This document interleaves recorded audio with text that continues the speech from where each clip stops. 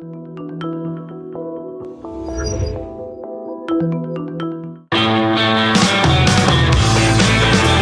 is the Gerry Callahan Show.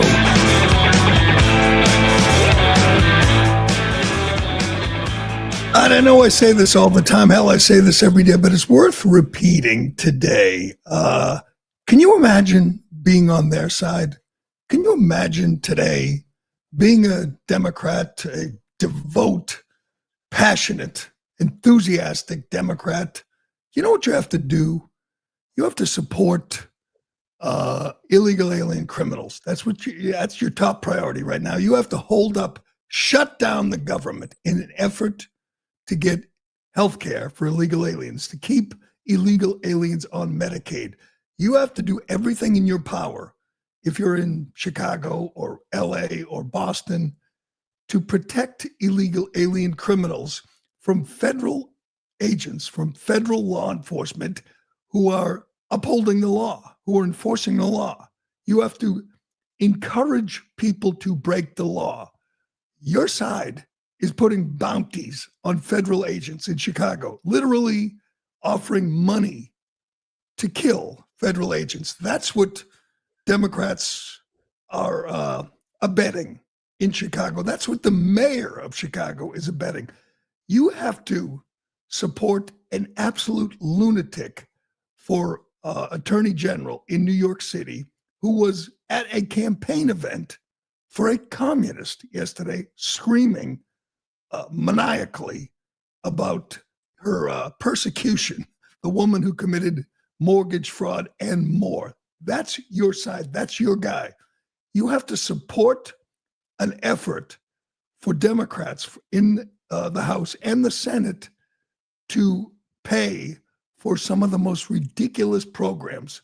A country that's $37 trillion in debt is supposed to pay for NPR and PBS and all kinds of crazy programs overseas. We thought we were done with that, but no, it's back. They're back. They're demanding all kinds of ridiculous programs, which we thought were eliminated, but no, they want to bring them back. We're sitting here 15 days in a shutdown, and clearly Democrats want this. They need this. They need one thing above all others. They need to show their lunatic base that they're fighting the evil orange man at every step. They will stop at nothing. They're going to do this for at least a few more days. Why? Because they want to show up in big numbers on Saturday for the No Kings protest. You know, because Donald Trump's a king. He's a king who allows millions of people to march in the streets demanding he be stopped. Hell, demanding he be stopped by any means. And everything he tries to do, some crazy Democrat judge overturns it, blocks it, stops it. You know, like kings. That's what kings do, right? They allow local judges to stop them, to overturn things they did. This is going to be so silly. Saturday, they're expecting more than 2,500 No Kings protests around the country in all 50 states. So all this rabble that we see gathering, you know, in Chicago or in Portland outside the ICE facilities, it's going to be everywhere, in every state, demanding what? That Trump stop being a king? Can someone explain to me what he does, what he's done that is king-like, that's authoritarian, that's fascist? Oh, God, I can't believe they're doing this. The participating groups include the ACLU, the American Federation of Teachers, and the Human Rights Campaign, all far-left organizations who would love to see the government, the federal government, the executive branch stopped from doing anything. So we're going to see this on Saturday. And apparently the Democrats are waiting to show that for this show of strength before they even consider opening the government up again. This is their goal. Get to No King's Day, October 18th, Saturday. Republicans are calling it the Hate America Rally. And I would say that's accurate. These are people who hate America, who promote, who condone political violence against their enemies. These are the people who mocked Charlie Kirk, who wished the shooter, Thomas Crooks, was a little more accurate in Butler, Pennsylvania. You are going to see this uprising of absolute lunatics, absolute maniacs who hate America, who hate Trump, who are blinded by their Trump rage. And Democrats think this is going to work for them. Here's what I'm afraid of is we've seen for the last more than a year, Democrats condone, allow, support, celebrate political violence. We've seen the outbreak. It's out of control. And what we're going to see Saturday is people who are going to try to one-up each other. Yeah, who can scream the loudest, who can have the most vulgar sign. There'll be like guillotines and other props. But what is it? What happens when you have people who are so outraged, who are so who have just lost it? And we see it all the time. These are people who are seething, who are boiling over with hatred for our president, who don't care that he went to the Middle East and made history, who don't care that he's stopping crime, literally stopping crime in major U.S. cities. They can't get past their hatred, and they are going to act out Saturday. Are we going to see violence? Of course we're going to see violence. This is the party of violence.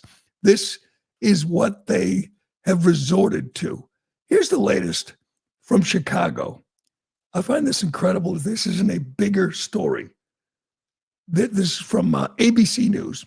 There is credible intelligence that members of Mexican drug cartels have offered bounty systems for hits against ICE and U.S. Customs and Border Protection, according to the Department of Homeland Security.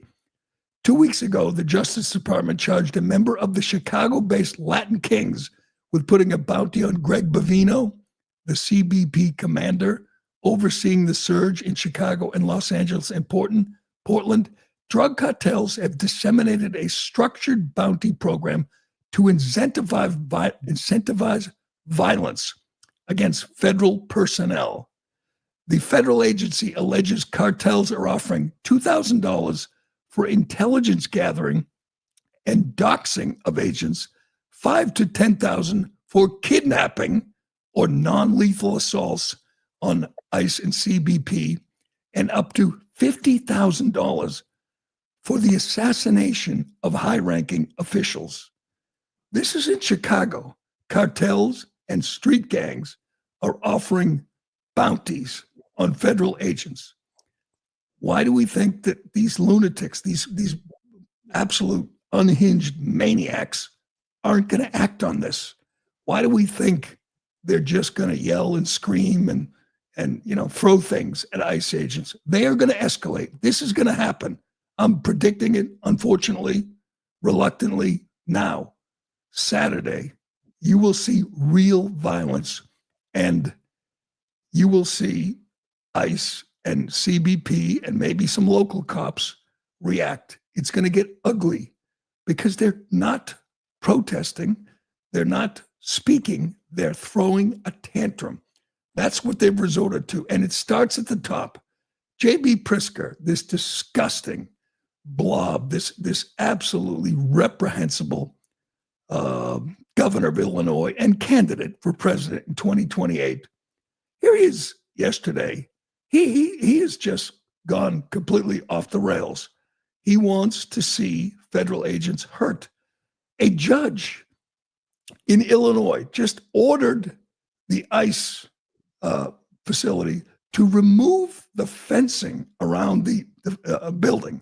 So they put up fencing to protect the agents, protect federal law enforcement. And a judge orders them to take down the fence to make them more vulnerable. They're not even hiding it anymore. They're coming after men and women in ICE, in CBP, who are enforcing the law. They have a job to do. Their job is enforce the laws written by Congress. And you have leaders in the Democrat Party saying, screw that. These are outlaws and we're coming for them. Here's Governor Pritzker, this bloated Nepo baby who never worked a day in his life, who spent over $100 million of his own money to buy the governorship in Illinois. That's what he did. And he is just loving his newfound fame. He's a hero to the radical, lunatic, violent left. Here he is promising when the White House changes hands, or Congress, they're coming after ICE agents who, again, are doing their job following the law. It couldn't be more clear. They're law enforcement officials enforcing the law, arresting criminals, and the governor of a major state says, we're coming after you. Check this out. I don't trust at all that the Trump administration is going to hold any of these people responsible. We will. We're going to call for accountability. And indeed, the tables will turn someday. These people should recognize that maybe they're not going to get prosecuted today, although we're looking at doing that. But they may get prosecuted after the Trump administration for the things that they did because the statute of limitations won't have run. They're coming after them. I'm not sure what the follow-up was there, but how about for what? Coming after them? For arresting criminals? We see the rap sheets. We see the crimes the illegal aliens have committed. They're in his city, getting out the worst of the worst. We know that. Making the city safer. We've heard from Chicago residents who are thrilled that the federal government is finally doing something about the out-of-control crime. And there is this fat load saying, I'm going to stop them. I'm going to protect the gangbangers. I'm going to make life more dangerous for federal officials. That is so outrageous. We're coming after you. For what? For doing their job? For enforcing the law? For removing illegal alien criminals, dangerous people, gang members? And Democrats are vowing to prosecute them. For what? It's not enough that they've doxed them, that they're under assault every day they show up to do their jobs. Someone's going to die. Hell, someone has already died. In Dallas, they were detainees, illegal immigrants, because the shooter was a bad shot. But why do we think it's not going to get worse? They're calling for lawlessness. That's what Democrats are doing at this point, calling for them to ignore the law, to allow criminals to run free. And if they don't, if they do their jobs, they're going to hurt them. That's what's going to happen. And it likely will happen Saturday. These are people who will be encouraged, who will be enthusiastic about going out there and assaulting federal agents. This is just sickening, to be honest with you. This guy is just out of control. He's really feeling it. The Democrats love him. The media loves him. He goes on with all the crazy left-wing Trump-hating media, and they treat him like he's a leader. He's their leader. And we will see. You'll have Democrats show up at these protests and scream and say, we got to fight. We got to fight him in the streets. And their foot soldiers, their street animals, will respond in kind. That's who you're aligned with. If you're a Democrat today, that's your guy. And Letitia James, she's your girl. Letitia James is, again, the Attorney General of New York State. I know I ask this all the time because I have the worst people in representing me in Congress. I have Liz Warren and Ed Markey and Ayanna Pressley.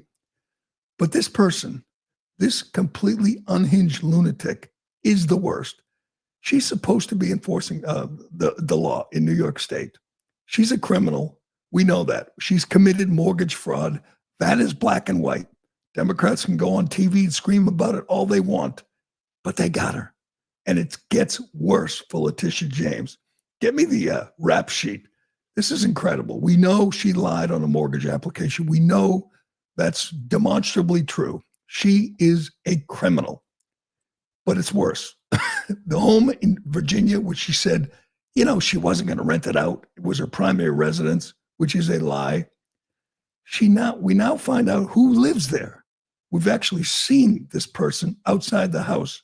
These are her grandnieces. These are fugitives, and they are living in Letitia James's home.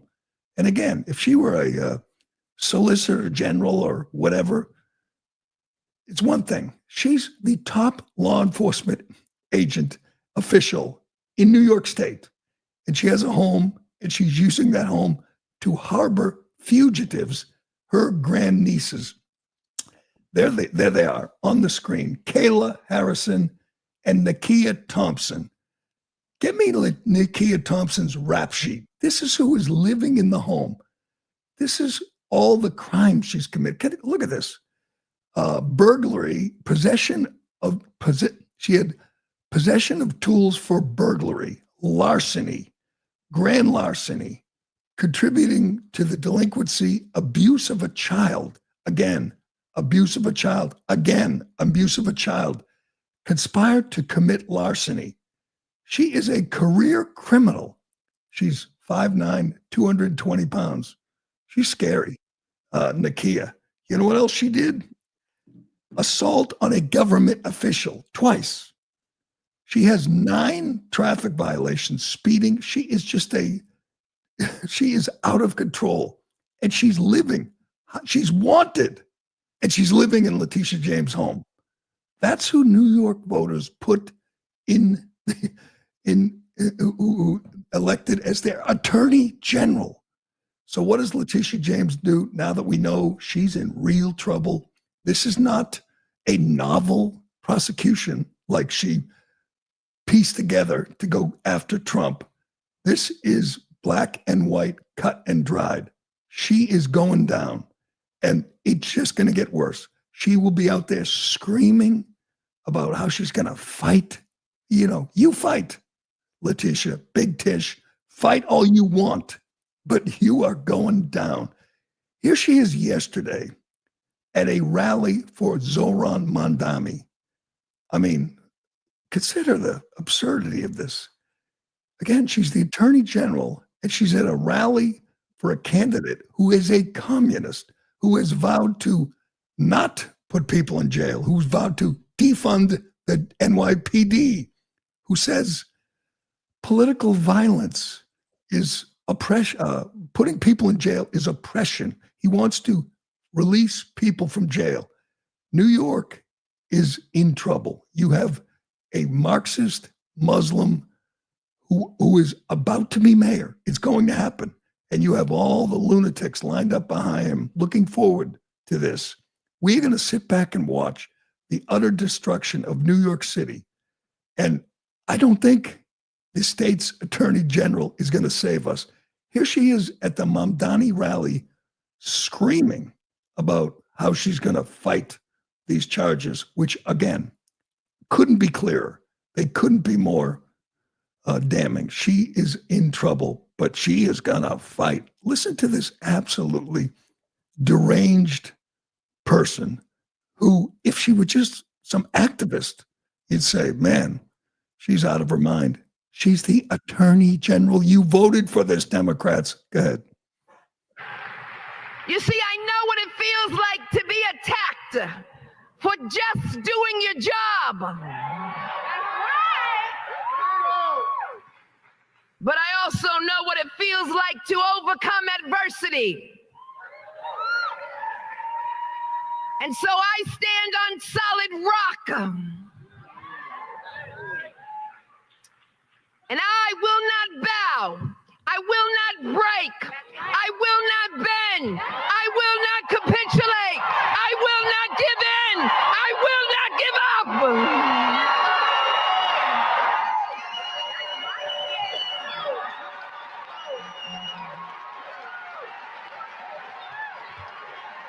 You come for me, you gotta come to all of us.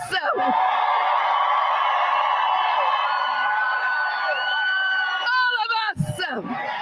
Every single one of us. We're all in this together. One of us. What the hell is that? She's not running for re-election right now. That's not a campaign for her. That is her screaming and bringing all these wackos into it because she knows she's in trouble. She knows she screwed up. Democrat privilege, I don't think applies in this case. She was indicted by a liberal grand jury in Northern Virginia, just like James Comey. Liberal grand juries thought there was enough evidence to indict clearly with her. It couldn't be more obvious. And she's going to scream about how she will not give up. Will not. Oh, good. Don't give up. Lawyer up. Because you, woman, are going down and it's going to be glorious. And all those people in that arena, they all are there demanding a communist take over the city, the New York City. That is unnerving right there. And it's going to happen. In less than a month, New York City residents are going to go to the polls and elect a Marxist who has said on video his ultimate goal is to seize the means of production. That's who they're going to elect as mayor of New York City. And people are going to get the hell out. Businesses, millionaires, taxpayers are going to get the hell out. And he's going to sit there and just drive that city into the ground. And he's got this full support of the Attorney General of New York City and harborer of fugitives from the law. But scary, scary times. And this Saturday is going to be the scariest time of all. All right, we got so much to get to on this Wednesday, October 15th. Get me that Mike Johnson list because, again, we're the government shutdown. Doesn't affect me. Hasn't bothered me. How about you? Anybody starving, homeless because of this government shutdown? I didn't think so. But just a reminder, when the media tells you, oh, the Republicans control the House, the Senate, the White House, of course it's their fault. I mean, if you fall for that, if you believe that, you're stupid, okay? You know they need 60 votes in the Senate. You know Democrats have voted 8 times now to continue the government shutdown. Why? Is it over some, principle, some righteous issue? Of course not. They want Medicaid for illegal aliens. We know that. And they want to reinstall all the insane projects that DOJ and the Trump administration eliminated with the big, beautiful bill. Yes, they want to go back to condoms for Gaza and drag shows in Ecuador. That's what they're fighting for. That's why your government is shut down, because they are throwing a tantrum, demanding they re-implement all the insane programs that were eliminated just a few months ago. Here's Mike Johnson giving you a partial list. Send $500 million to liberal news outlets by refunding the Corporation for Public Broadcasting. It would also restore up to $5 billion of American taxpayer funds for wasteful spending for international projects. Here's a couple of examples. This is in their legislation, their counterproposal on the CR to keep the lights open. This is what they want to do. They want to spend $24.6 million of your hard-earned dollars as a taxpayer for climate resilience in Honduras. They want to spend $13.4 million for civic engagement in Zimbabwe. They want to send $3.9 million for LGBTQI plus democracy grants in the Western Balkans. They want to spend $2.9 million of your dollars for desert locust risk reduction in the Horn of Africa. And $2 million for, quote, organizing for feminist democratic principles in Africa. We are not doing that. We're not doing that. Good for him. He should do this every day. That's what he should do. Give a few more items every day. Remind people what Democrats are fighting for, why they shut down the government for climate resilience in Honduras or whatever he said. I will repeat this because I haven't heard this too many places, but here's the real scandal. None of that's real. We know that. Marco Rubio said it months ago that 88% of that money never leaves Washington. These aren't real programs. These are scams designed to enrich their well-connected Democrat friends in D.C. This is money that goes to NGOs. This is money that goes to bureaucrats. They're not doing that. They're not holding drag shows in Ecuador or Sesame Street in Iraq. It's not real. These are scams that Musk and Doge uncovered and eliminated, and they want to bring them back. They want to keep the gravy train going, and they're willing to shut down the government to do it. And I'm not sure it's working. As I've said many times, Democrats rely on one thing when they shut down the government. That's the support, the complete, unequivocal support of the mainstream media to blame Republicans. They have done that. Again, of course, you'll hear it from everybody on CNN and Abby Phillips and George Stephanopoulos. They'll blame Republicans, but people aren't buying it because the media has splintered. They don't have the juice they used to have, the influence, and people are waking up and hearing that and saying, wait, you shut down the government for climate resilience in the Horn of Africa? Yes, that's what they did. Your Democrat Party has lost its mind, has gone off the rails. This is what they're willing to do. Shut down the government, march in the streets, attack federal agents to continue all those scams and continue to give health care, to give Medicaid to illegal aliens. That's what they're doing. That's why your government is shut down, because your Democrat Party has lost its effing mind. I want to get to the State Department effort. I love this. Yesterday was Charlie Kirk's 32nd birthday. Charlie Kirk was awarded posthumously the Medal of Freedom, the highest honor a civilian can get, in the White House, at the White House, in the Rose Garden. Trump was there. He flew back from Egypt, cut that trip short just to be here in D.C. for this moment, this ceremony. Wanted to do it on Charlie's birthday, and he did it. Erica Kirk spoke. She was great. Again, she's amazing.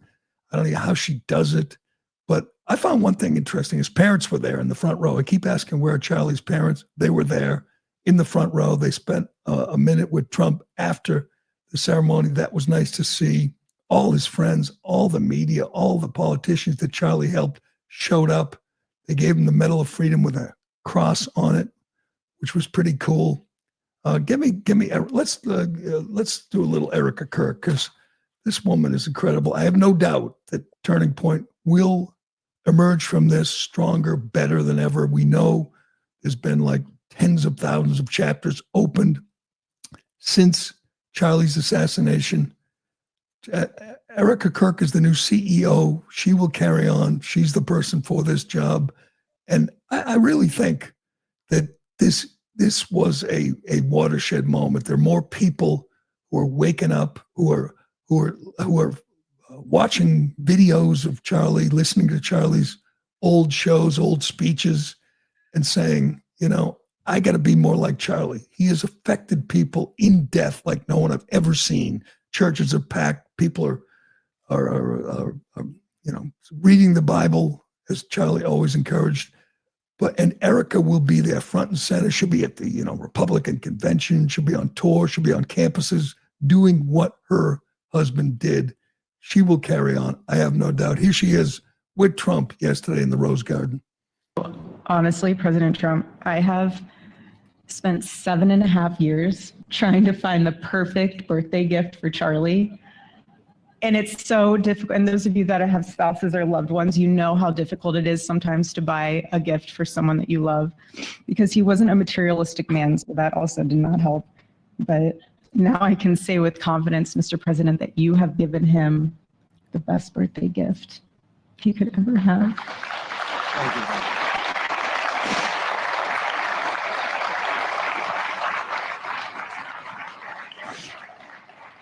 It's such an honor, and the recognition.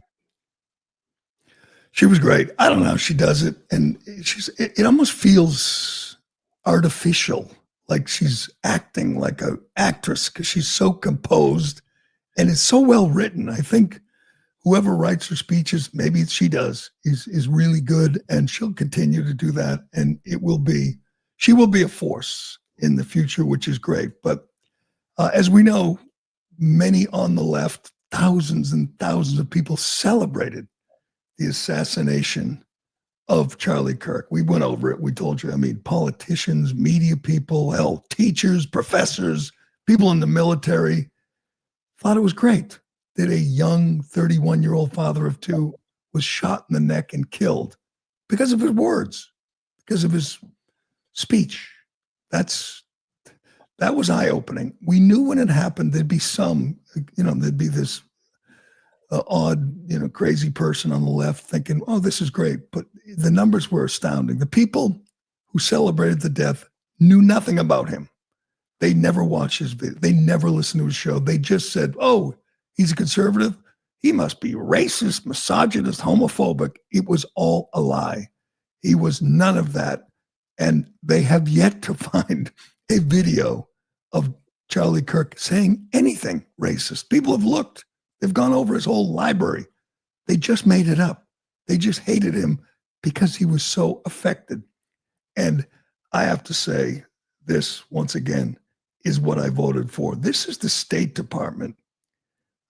This is Marco Rubio, the State Department, revoking visas for people who celebrated Charlie Kirk's death.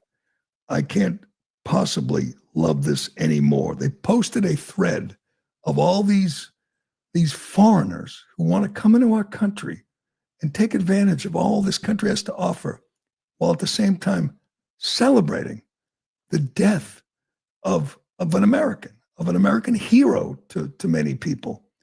And they just think they can do this because that's the way it works. You get to hate America. You come in here on a student visa or a work visa, and you can hate this country all you want.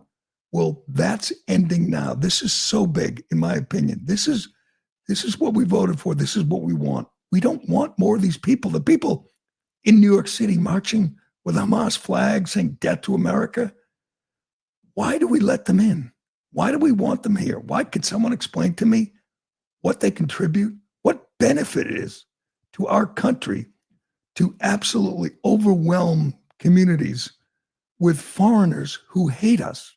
We've seen the results in Minneapolis, in Maine. We've seen these places, these communities overrun with people, like Ilhan Omar and Rashida Tlaib. Well, no more. And this is a good start. Here's just a few of the things. The United States, according to the State Department, here's what they posted. The U.S. has no obligation to host foreigners who wish death on Americans. The State Department continues to identify visa holders who celebrated the assassination of Charlie Kirk. Here are just a few examples of aliens who are no longer welcome in the U.S. An Argentinian said that Kirk, quote, devoted his entire life to spreading racist, xenophobic, misogynist rhetoric and deserves to burn in hell. Visa revoked. Good. South African national mocked Americans grieving the loss of Kirk, saying they're hurt that the racist rally ended in attempted martyrdom. He was used to astroturf a movement of white nationalist trailer trash. Visa revoked. And it goes on. Mexican national said Kirk died being a racist. He died being a misogynist. Visa revoked. And the list goes on and on. A Brazilian said Charlie Kirk was the reason for a Nazi rally where they marched in homage to him. Died too late. Visa revoked. German said justified it. Called him a fascist. Visa revoked. Paraguayan. Charlie Kirk was a son of a bitch who died by his own rules. Visa revoked. And the list goes on. This is wonderful. This is what has to happen. We see this every day when you hear people like Ilhan Omar, or, you name it, that weirdo Sri from Michigan, that Indian guy. Why are they here? Why'd we let them come here? We know millions of people want to come into this country legally. Why do we pick the ones who hate us? Why do you want whole communities overwhelmed with Islamists who want Sharia law, who vote for people like Ilhan Omar and Rashida Tlaib and Sri, the weirdo from Michigan. Why?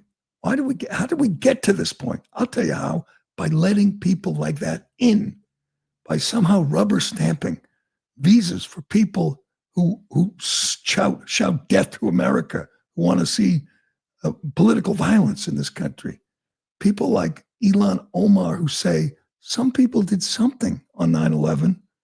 For people like Zoran Mamdani, who hates this country, who wants to completely transform it.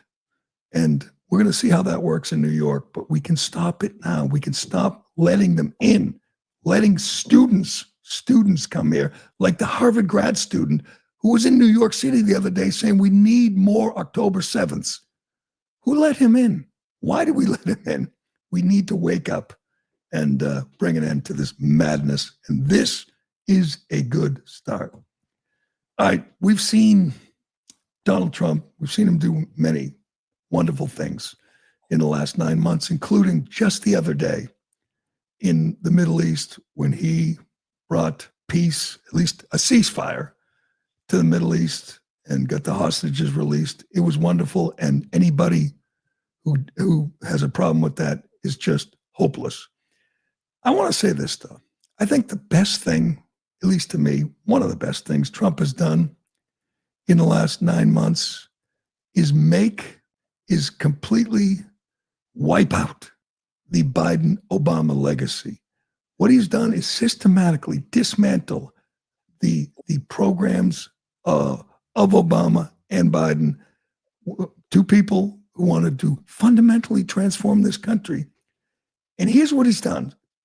He's made Obama look small and insignificant. And here is Exhibit A. Barack Obama goes on Mark Maron's podcast. This is apparently the last podcast Maron's going to do. He had Obama on his first podcast like 15 years ago, and now he's wrapping it up, calling it a career. So he has Obama back. And there's something wrong with this guy. I think I know what it is. I think he knows the walls are closing in, and he knows all he did is now being dismantled by this crazy, vulgar real estate developer in New York. And it is glorious. Just look at him. Forget what he says. Look at him. If you're watching on the screen, he's got his arms crossed, his legs crossed. He's kind of disappearing into the big comfy chair. He is a small, petty little man who couldn't even give Trump credit for the Middle East peace deal. Wouldn't even say his name. That's how petty and bitter and jealous and angry this man is. This is spectacular. Watching him in a little ball whine about what Trump has done to him and claim that Trump is a dictator who's using the DOJ to go after his enemies. Oh, I don't know. Where did he learn that? Maybe from Barack Obama. He used the IRS to go after his political enemies. Maybe from Joe Biden, who was being controlled by Barack Obama, who used the DOJ, the FBI, to go after their political enemies for 4 years. And now he has to sit there knowing all he did, all he thought he accomplished, is being undone by a man he hates with the fury of 1,000 suns. This is so great. I mean, he just looks defeated. He looks like he looks like a beaten man as he kind of curls up in a ball. And you know what else? If he doesn't have a teleprompter, he's about as articulate as Joe Biden. He can't articulate his thoughts without a speechwriter putting them on the teleprompter for him. Here he is with Mark Maron the other day. Yeah, we don't want kangaroo courts and trumped up charges. That's what happens in other places that we used to scold for doing that. We want like our court system and our Justice Department and our prosecutors to be, and our FBI to be, just playing things straight and looking at the facts and not meddling in politics the way we've seen lately. Sure. Yeah. That never happened under Barack Obama or Joe Biden. No, you didn't you didn't weaponize the DOJ at all, Barack. This is payback. And this is great. He is in trouble. I keep thinking they arrested Jim Comey.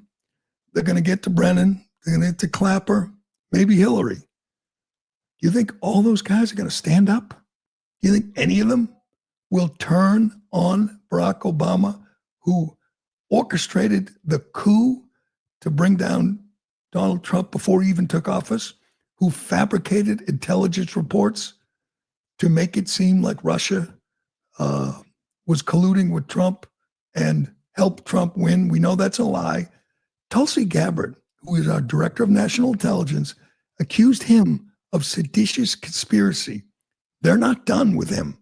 He is not only a beaten, defeated shell of a man, but he knows justice is coming. He knows he's in the crosshairs, and you can feel it. It's great. He is such a fraud, such a phony. He is nervous, let's just say, right now. And maybe, you know what they can do if he's guilty? They don't have to put him in prison. They can just send him home to one of his 4 oceanfront mansions to live the life, to live the hell he's living in with the absolutely repulsive former First Lady Michelle Obama.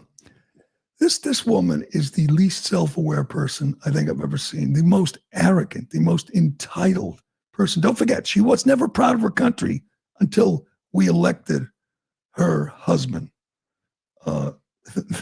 Finally, she was proud of her country. She now is worth hundreds of millions of dollars. Mansions in Hawaii and Martha's Vineyard in New York. In D.C. She has servants. She leads the ultimate life of privilege, but she can't stop whining. This is incredible that you would think this. Forget say it. She said out loud that people don't realize how tough it is to live in the White House for 8 years. Yes, this is real. This is just the other day. Listen to Michelle Obama. Many people don't know. I mean, much is not covered. You're paying for every bit of food that you eat. You're not paying for housing and the staff in it, but everything, even travel. If you're not traveling with the president, if your kids are coming on a Bright Star, which is the First Lady's plane, we had to pay for their travel. Did you realize that they had to pay for their food? First of all, I don't believe it. I mean, maybe sometimes, but I don't believe that they had to pay for everything. Secondly, he was making $450,000 a year, living rent-free in the White House with servants, with staff. And she's complaining that they had to pay to fly their children on a private jet provided by the taxpayers. If that's true, I'm glad. They should have to pay. But can you imagine saying that out loud and thinking you were going to find some, sympathetic ear out there? Oh, so you had to pay when you ate a cheeseburger? They made you pay? Oh, you poor thing. She is just insufferable. And I'm sure they don't cuddle together. They're not spending a lot of time together. But man, that's the only time I feel sorry for Barack Obama, that he has to go home to that. Imagine the stuff she whines about off the air, off her show, when she whines about having to pay for food. Well, they're worth hundreds of millions of dollars, and she still finds time, the energy to complain about how tough life was in the White House for that criminal husband of hers. Just disgusting. What a disgusting person. All right, before we go, I want to get to this. I'm obviously there are problems in all big blue cities. Crime is a problem.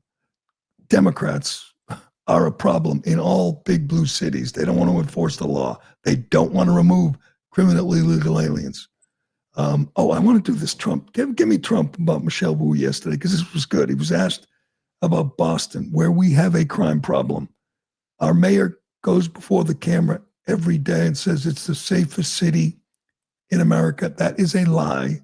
If you live here, you know it is not the safest city. You have these gangs holding these street protests, these riots. They set a police car on fire the other day. He was asked about this, what he's going to do about Boston. And he pointed out he might move the World Cup. I'm not sure. I didn't know he had the power to do that. But good. He should move the World Cup. We don't want it here. Traffic is a nightmare already. We don't want it here. I hope he follows through with this. Here's Trump talking about Mayor Wu. I love the people of Boston. I know the games are sold out, but your mayor is not good.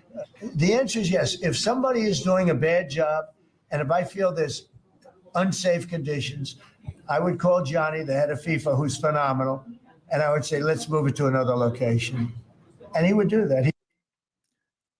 He would do that. Move it to another, move it to Nebraska, move it to Texas, move it to a nice red city where people will be safe.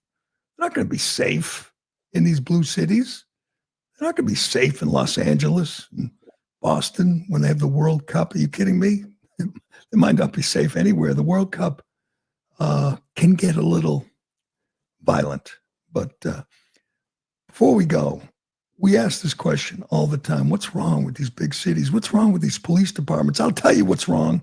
They have been completely infiltrated with DEI. We've seen it every time you see a big city, a crime problem in New Orleans or New York or Boston. You see DEI hires.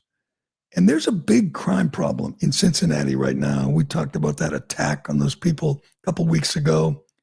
Crime in Cincinnati, like in many big blue cities, is out of control. And you don't have to look far to understand why.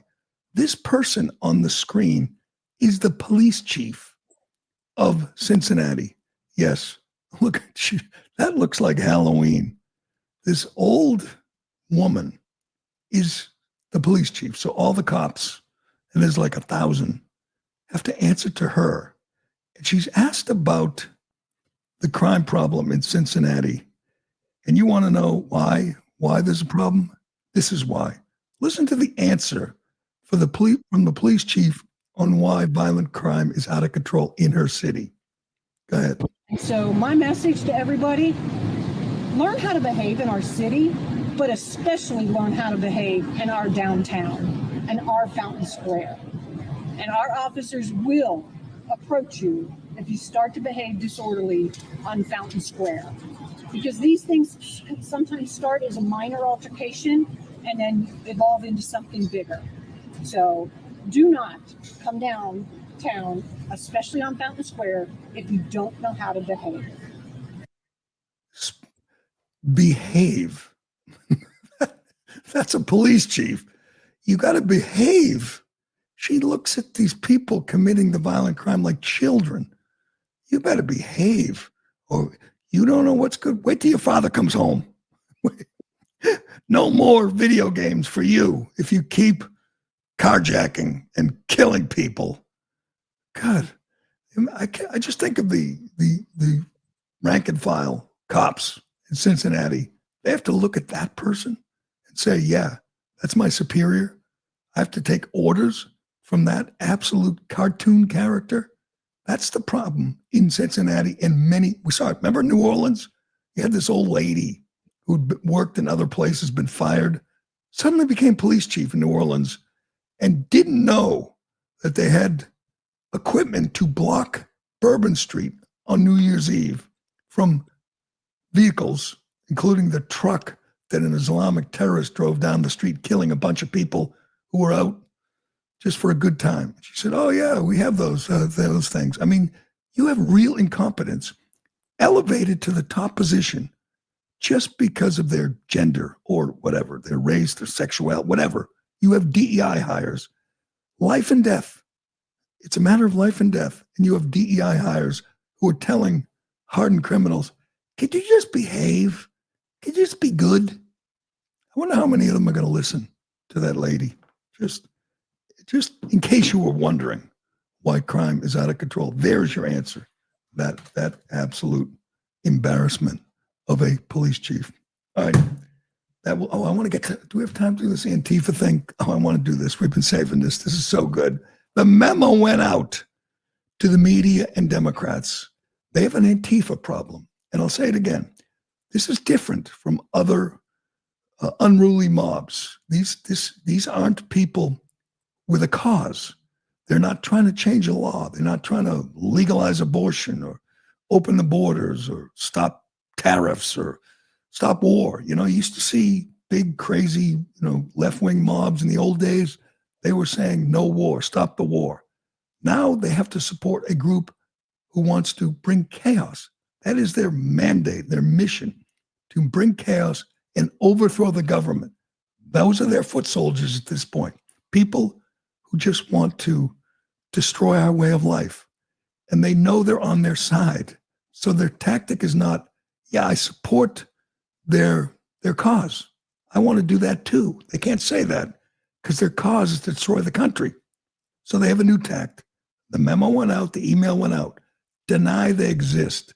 And God, these absolute fluffers, these lapdogs, just repeat it. Here is, a quick sample of 10 media members and Democrat operatives telling you that all that violence you're seeing in Portland and other places, it's not real. These aren't real. Antifa's not real. It's hard to believe that is the approach, the strategy, when we see it with our own eyes, but hell, this is what they're running with. Check it out.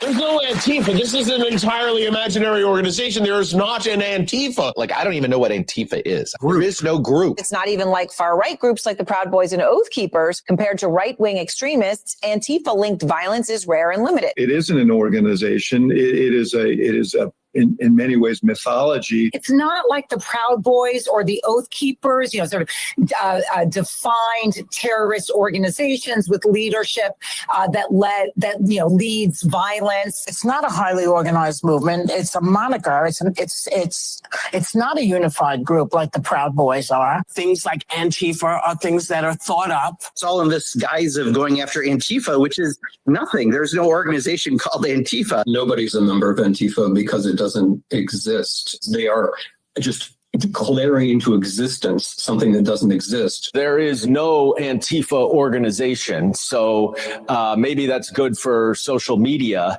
but it really is non-existent. They exist on the internet in chat rooms and in 4chan and Discord and places like that, where they run discussion boards, trade tactics, documents, things like that. But none of them are called Antifa.